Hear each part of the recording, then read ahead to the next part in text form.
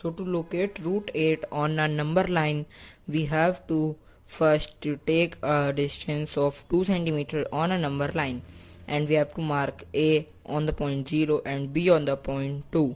Then by taking a scale, we have to measure 2 cm perpendicularly from the point B and name it C. Okay, so this is AB is 2 cm and BC is 2 cm.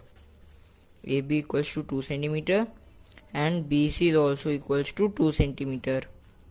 Now we have to take a compass and measure the length AC, and we have to take that exact length and make an arc on the number line and mark that point D.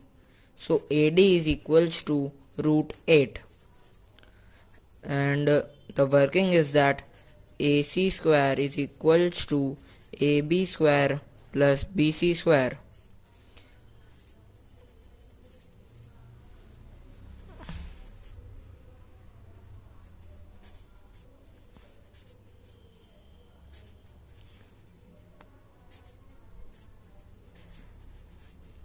Okay, and it's because of Pythagoras theorem, because it's 90 degrees.